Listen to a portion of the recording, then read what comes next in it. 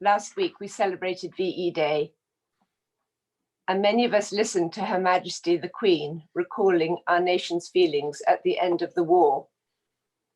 In June 1945, the message was listened to Her Majesty the Queen recalling our nation's feelings at the end of the war. In June 1945, the message was never give up, never despair. 75 years on, we are experiencing a different sort of war. It's still a total war affecting everyone, and no one is immune from its impact. Earlier this week, I rang an old friend, a widow in her 80s, who, like so many, is self-isolating. We had a very happy chat, but what I remember most was her saying, "This is not going to get me down." Each day for comfort, she's been watching the trees from her window change from grey bare branches to beautiful green leafy mass. And on those dull wet days when the view is not as uplifting, she's turned on some music on the radio or busied herself with a little bit of baking. These are the things that have kept her looking forward to each day. I think this is fortitude. We have all witnessed the fortitude of those on the front line, in our hospitals, our care homes, the voluntary sector, food chains and essential services, who are fighting to save lives and support all of us. But for those of us in lockdown who need tools to find courage and fortitude, I've turned to an extract from the diary of Anne Frank, someone who knew only too well what it was like to be shut behind closed doors. She said, and I quote, "The best remedy for those who are afraid, lonely or unhappy is to go outside, somewhere where they can be quiet, alone with the heavens, nature and God. Because only then does one feel that all is how it should be and that God wishes people happy amidst the simple beauty of nature. As long as this exists, and it certainly always will, I know that then there will always be comfort for every sorrow, whatever the circumstances may be." With lockdown easing a little, I encourage everyone to follow this advice. Find that place to be alone with nature. It will strengthen you. And I end with a prayer from Isaiah. "Those who trust in the Lord will find strength. They will soar high on wings like eagles. They will run and not grow weary. They will walk and not grow faint."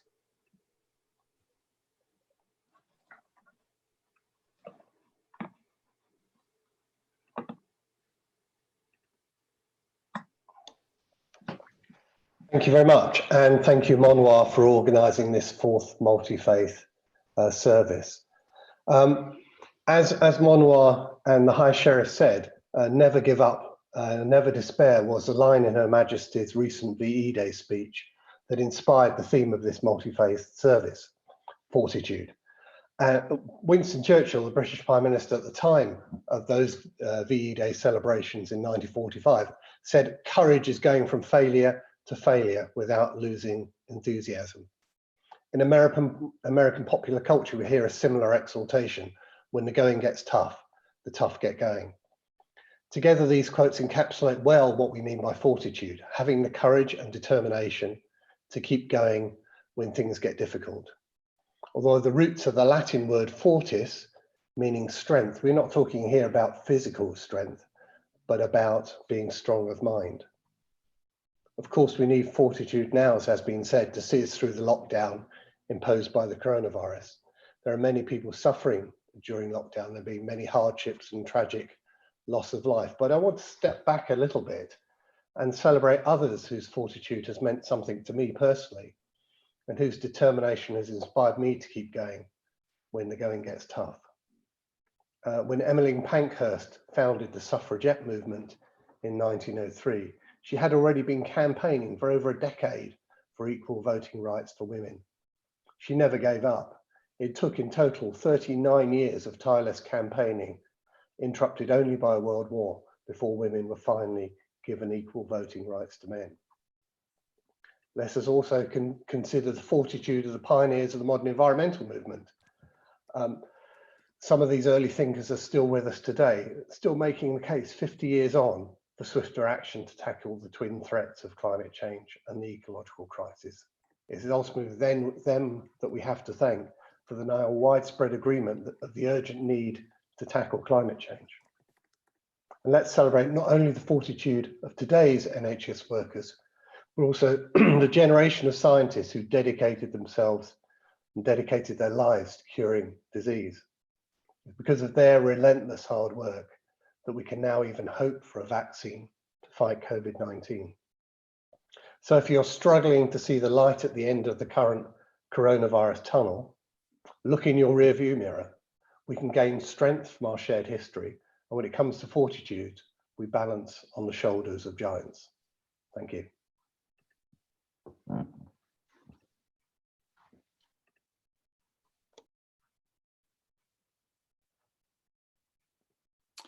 Good evening, everyone. It's a real honour to be taking part of this gathering, and I join with friends and colleagues in paying tribute to our frontline workers and also our communities for the numerous acts of kindness which are in evidence day by day and which themselves bring fortitude and encouragement. My own prayers are strengthened by the Psalms, and this week I've been reflecting on Psalm 4, with its call for our hearts to be still and at rest, despite all that is happening around us. The word courage, which is linked to fortitude, is taken from the Latin word cor, which means heart. To have courage is to be a big-hearted person, but also to take care of our own heart. And the central part of the psalm, which I'll read, offers us a threefold teaching. It encourages us to rest in the love and mercy of God, and each day to bring our wounded and damaged heart back to God's grace and love, and each day to trust again in God and to offer our lives back to God in thanksgiving for God's goodness. Answer me when I call, O God of my righteousness. You set me at liberty when I was in trouble. Have mercy on me and hear my prayer. How long will you nobles dishonor my glory? How long will you love vain things and seek after falsehood? But know that the Lord has shown me his marvelous kindness. When I call upon the Lord, he will hear me. Stand in awe and sin not. Commune with your own heart upon your bed and be still. Offer the sacrifices of righteousness and put your trust in the Lord. There are many that say, who will show us any good? Lord, lift up the light of your countenance upon us. You have put gladness in my heart, more than when their corn and wine and oil increase. In peace I will lie down and sleep, for it is you, Lord, only, who makes me dwell in safety. Amen.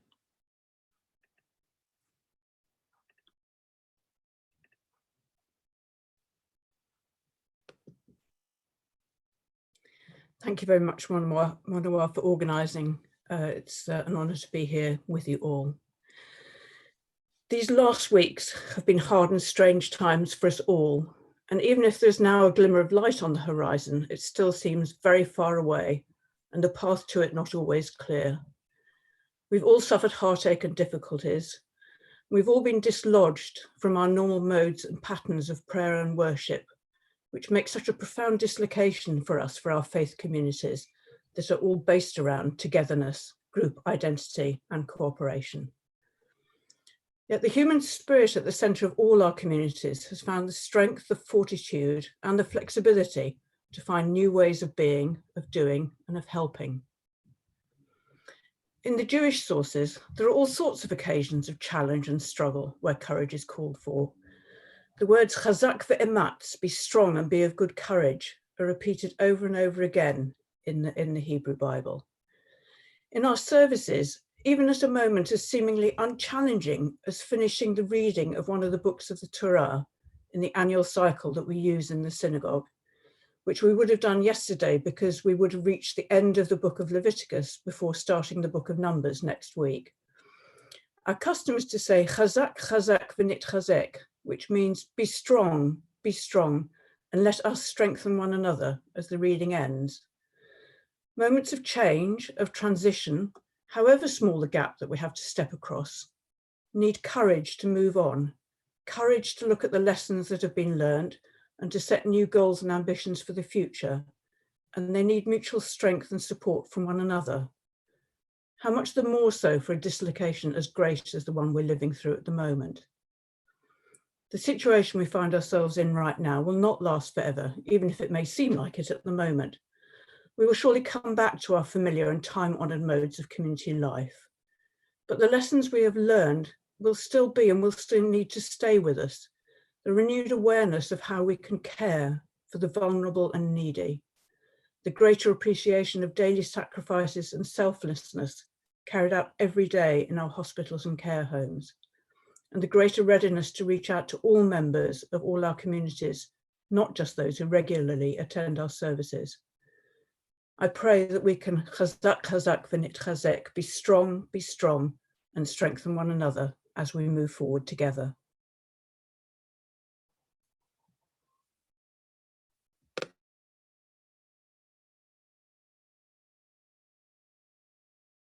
Bismillahirrahmanirrahim. The Quran calls the Prophet Muhammad, peace and blessings be upon him, as the one with immense character. For Muslims, his life and example symbolize the teachings and virtues contained within the Quran. He therefore is the example we follow. At times of difficulty, we are encouraged to take aid in patience and prayer. The Prophet's example is one of enduring great adversity with fortitude. The verses that Muslims often refer to at these moments of trial and affliction are verses 155 to 157 of the second chapter. And it says, "And certainly we shall test you with something of fear, hunger, loss of wealth, lives, and fruits, but give glad tidings to the patient, who when afflicted with calamity say, truly to God we belong, and truly to him we shall return. They are those on whom are the blessings from their Lord, and they are those who receive his mercy, and it is they who are the guided ones." The experience of loss is a necessity in the cycle of life. We will go through times of fear, loss of loved ones, and socioeconomic loss. However, in normal circumstances, we would experience this over a period of a lifetime. The current COVID-19 crisis has folded all of those trials into the current moment.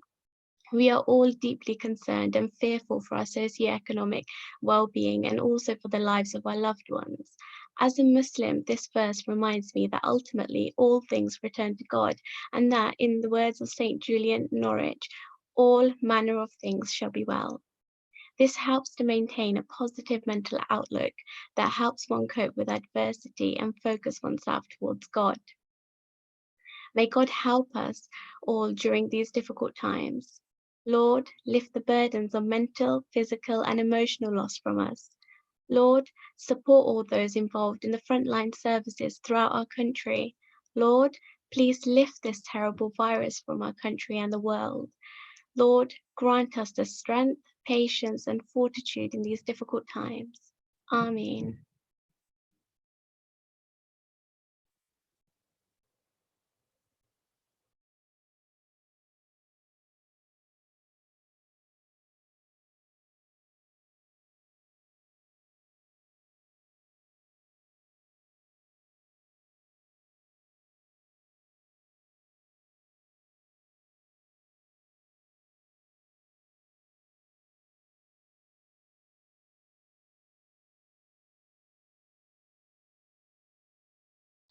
Chintha, we can't hear you. Could you start again and just unmute yourself? I think you might be.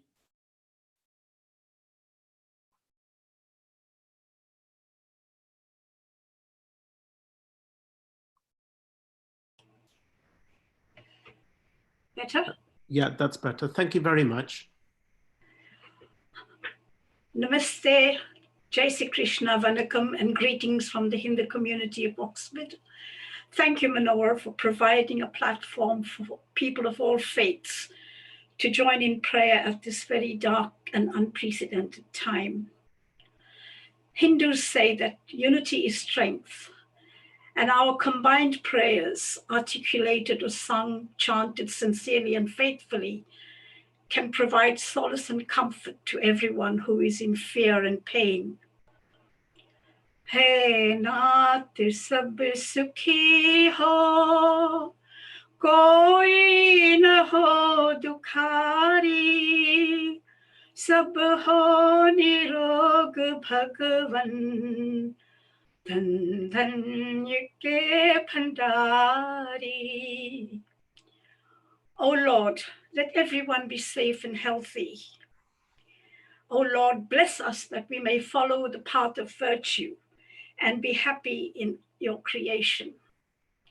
As Hindus, we believe that we need to draw on our inner reserve of fortitude, resilience, and patience to confront disaster that befalls us personally or in our community or anywhere in the world.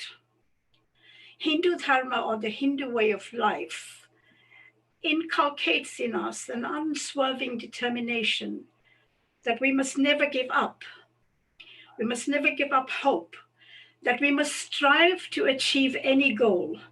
In this case, the goal is that experts can find a vaccine that will save thousands of lives. It is a daunting and difficult task, but we pray that they are guided by Paramatma to persist with courage and perseverance in their taxing and complicated work. We applaud the fortitude of frontline staff in hospitals and care homes who provide unstinting treatment for those afflicted by the disease. We pray that they are safe from the relentless pace with which the virus has spread. We offer prayers and gratitude to everyone in the service sector who, with admirable courage, make sure our shops are well stocked, our post is delivered every day, our dustbins are emptied, and that we have no cause for complaint. There are difficulties, but as individuals, we need to be patient and have faith that this dark phase will soon pass and that we will meet again. In conclusion, I will recite the Hindu prayer for peace and tranquility. Om Asatoma Satgamaya, Tamosoma Jyotirgamaya, Mrityorma Amritam Gamaya. Dear Lord, lead us from the unreal to the real, from darkness to light, from death to immortality. Om Shanti, Shanti, Shanti.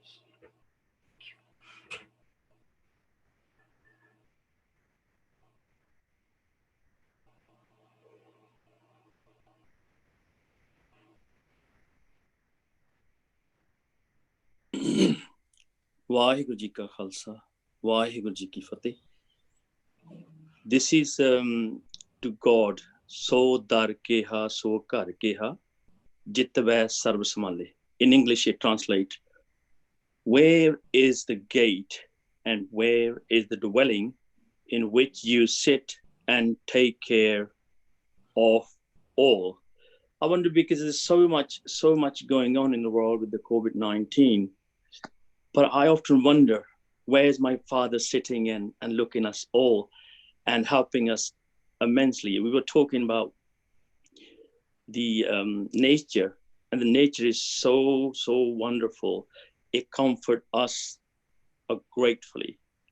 And fortitude is something that every human needs to have to cope with the daily struggle we have in our life. It can be mentally, emotionally, and physically. The Sikh faith believes that strength comes through hard work and accepting the will of God. whatever God has planned for us, we must accept. We cannot change that. What we can pray for God to give us courage, to give us strength, to have fortitude during our most difficult and desperate times. Not only this, but the Sikh faith always believes in helping those who are more vulnerable. We are all human beings. Every human being is affected in one way or another. Despite our background, our gender, our age, or religion, or our beliefs.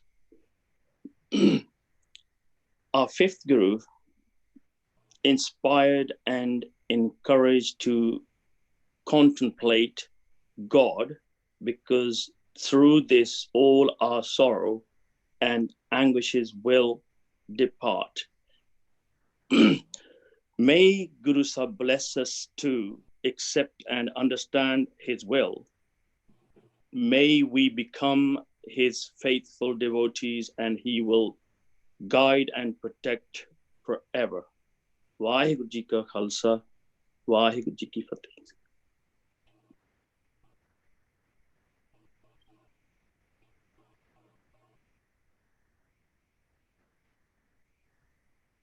Manawar and fellow speakers, may you all be well at this time. The Buddha grew up as a warrior prince in around 5th century BCE. And as such, he was probably trained in the martial disciplines of the day.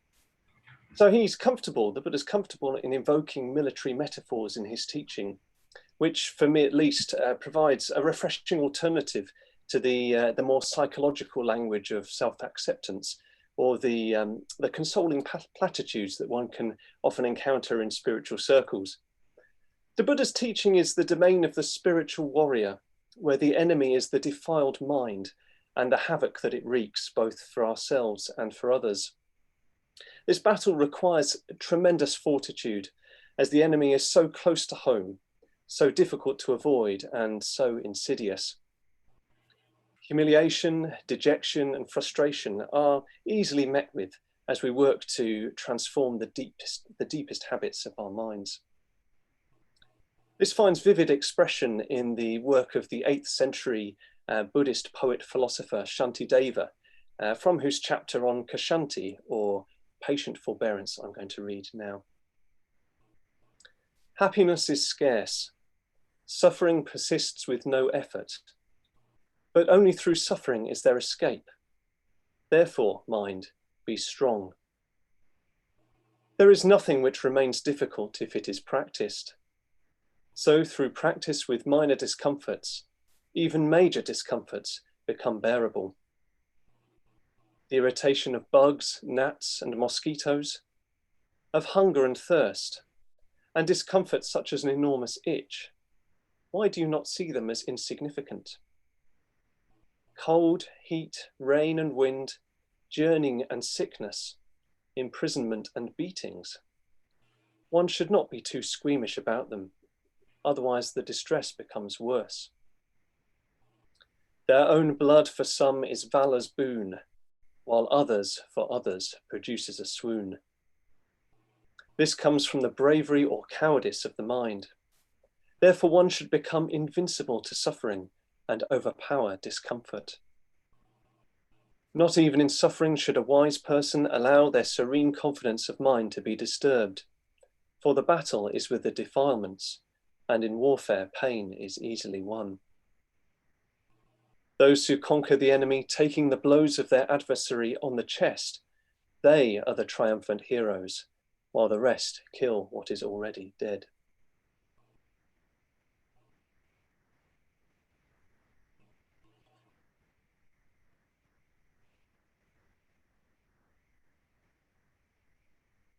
Firstly, just thank you, dear Manawar, for organising such a beautiful devotional.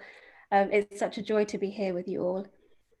I would like to share with you some Baha'i writings on the theme of fortitude, a quality born of faith in God's mercy and the strength and love bestowed upon us.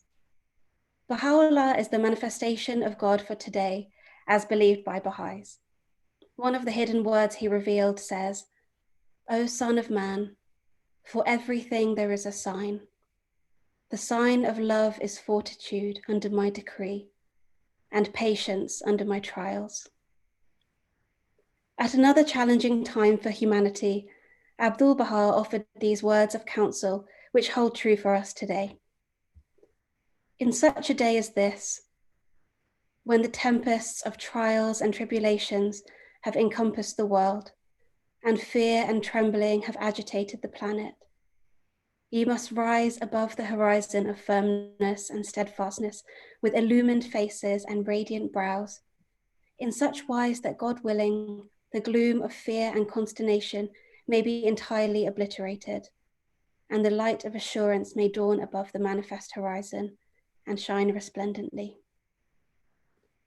As Baha'is, we believe our true nature is that of our souls, our spiritual nature, while this material world is fleeting. Trusting in God's love for us, we find strength in difficult times. Baha'u'llah says to us, "The true lover yearneth for tribulation."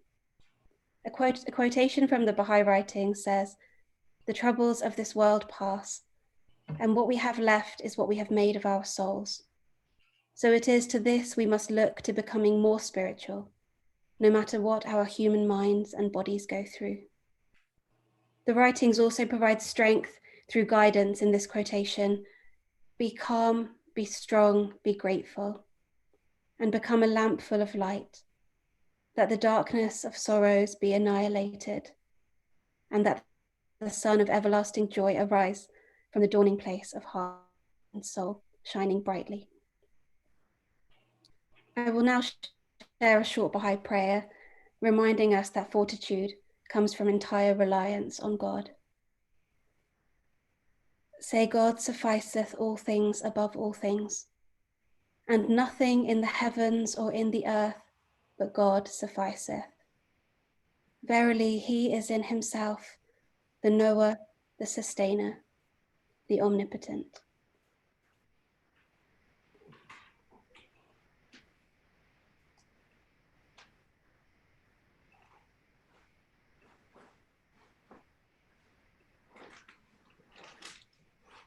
Great. Thank you to the panel for their thoughtful contributions and for making this a very special multi-faith prayer. May I also take this opportunity to wish the Muslim community advanced Eid Mubarak as we come towards the end of Ramadan. Please keep safe, and do please look out for those who are vulnerable, self-isolating and lonely in your communities. Take care. Thank you for joining us.